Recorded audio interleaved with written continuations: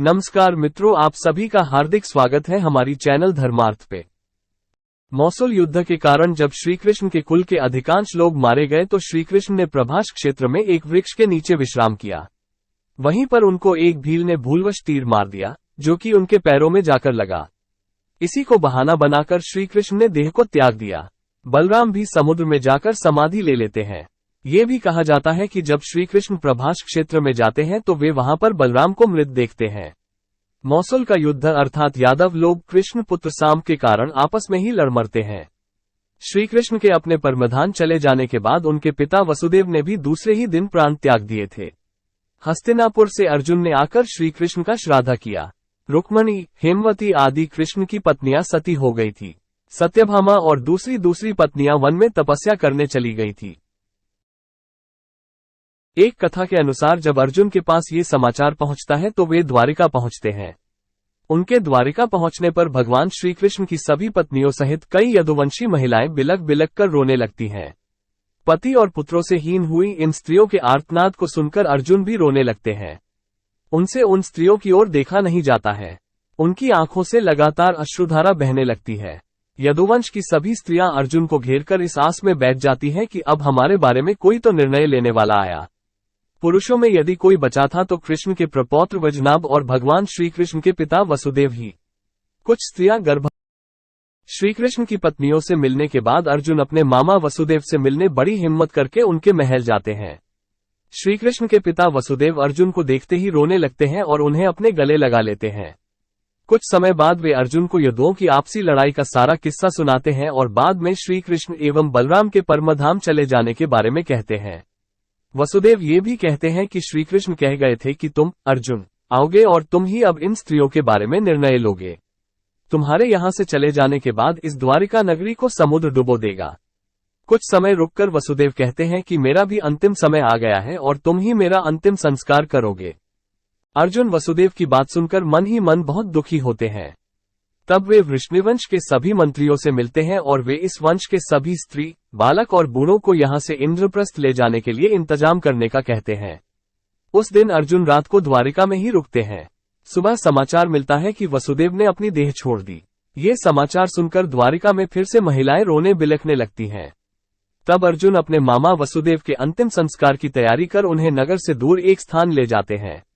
उस समय हजारों की संख्या में द्वारिकारवासी भी उनके साथ होते हैं। पीछे पीछे वसुदेव की पत्नियां भी चल रही थीं। उनकी 4 पत्नियां थीं, देवकी, भद्रा, रोहिणी और मदिरा। जब चिता में आग लगा दी गई तो वे सभी पत्नियां भी उस चिता पर जा बैठी। ये भयानक दृश्य देख अर्जुन का दिल फट जाता है। इसके बाद अर्जुन उस स्थान पर गए जहां यदुवंशी आपस में लड़कर मारे गए थे। वहां कई संख्या में वीरों के शव पड़े थे। अर्जुन ने सभी का अंत्येष्टि कर्म किया और 7वें दिन प्रेतविधि कर्म करके अर्जुन सभी द्वारिकारवासियों के साथ वहां से निकल पड़े।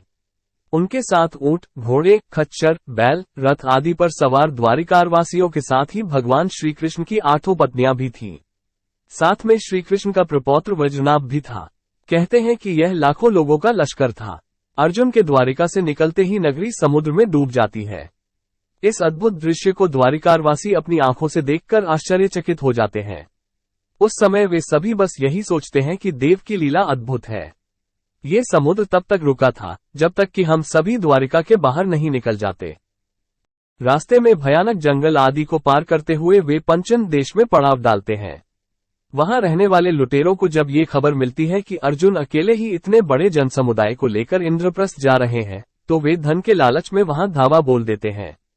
अर्जुन चीखकर लुटेरों को चेतावनी देते हैं, लेकिन लुटेरों पर उनकी चीख का कोई असर नहीं होता है और वे लूटपाट करने लगते हैं। वे सिर्फ स्वर्ण आदि ही नहीं लूटते हैं बल्कि सुंदर और जवान महिलाओं को भी लूटते हैं। चारों ओर हाहाकार मच जाता है। ऐसे में अर्जुन अपने दिव्यास्त्रों का प्रयोग करने के लिए स्मरण करते हैं, लेकिन उनकी स्मरण शक्ति लुप्त हो जाती है। कुछ ही देर में उनके तरकश के सभी बाण भी समाप्त हो जाते हैं। तब अर्जुन बिना शस्त्र से ही लुटेरों से युद्ध करने लगते हैं, लेकिन देखते ही देखते लुटेरे बहुत सा धन और स्त्रियों को लेकर भाग जाते हैं। खुद को असहाय पाकर अर्जुन को बहुत दुख होता है। वे समझ नहीं पाते हैं कि क्यों और कैसे मेरी अस्त्र विद्या लुप्त हो गई। जैसे तैसे अर्जुन यदुवंश की बची हुई स्त्रियों व बच्चों को लेकर इंद्रप्रस्थ पहुंचते हैं। यहाँ आकर अर्जुन भगवान श्रीकृष्ण के प्रपौत्र वज्र को इंद्रप्रस्थ का राजा बना देते हैं। बूढ़ों, बालकों व अन्य स्त्रियों को अर्जुन इंद्रप्रस्थ में रहने के लिए कहते हैं। इसके बाद वज्र के बहुत रोकने पर भी अक्रूर जी की स्त्रियां वन में तपस्या करने के लिए चली जाती हैं। भगवान श्री कृष्ण की 8 पत्नियां थीं, जिसमें से रुक्मिणी और जाम्बवंती अग्नि में प्रवेश कर जाती हैं। सत्यभामा तथा अन्य देवियां तपस्या का निश्चय करके वन में चली जाती हैं। गांधारी, शैब्या, हेमवती आदि का अग्नि में प्रवेश करने का उल्लेख मिलता है। श्री कृष्ण की पत्नियां सत्यभामा, जाम्बवंती, रुक्मिणी, कालिंदी, मित्रबिंदा, सत्या, भद्रा और लक्ष्मणा थीं। भगवान कृष्ण के वंश के बचे हुए एकमात्र यदुवंशी और उनके प्रपौत्र, पोते का पुत्र वज्र को इंद्रप्रस्थ का राजा बनाने के बाद अर्जुन महर्षि वेदव्यास के आश्रम पहुंचते हैं। यहां आकर अर्जुन ने महर्षि वेदव्यास को बताया कि श्री कृष्ण, बलराम सहित सारे यदुवंशी कैसे और किस तरह समाप्त हो चुके हैं। तब महर्षि ने कहा कि यह सब इसी प्रकार होना था, इसलिए इसके लिए शोक नहीं करना चाहिए। अर्जुन ये भी बताते हैं कि किस प्रकार साधारण लुटेरे उनके सामने यदुवंश की स्त्रियों का हरण करके ले गए और वे कुछ भी न कर पाए। इसके बाद किस तरह श्रीकृष्ण की पत्नियों ने अग्नि में कूदकर जान दे दी और कुछ तपस्या करने वन चली गईं। अगर आपको हमारी ये प्रस्तुति पसंद आई है तो हमारे वीडियो को लाइक कर चैनल को सब्सक्राइब कर दीजिएगा। अगर हमसे ये वीडियो में कोई भी भूल या गलती हुई हो तो हम आपसे क्षमा मांग रहे, कृपया हमें क्षमा कर दीजिएगा।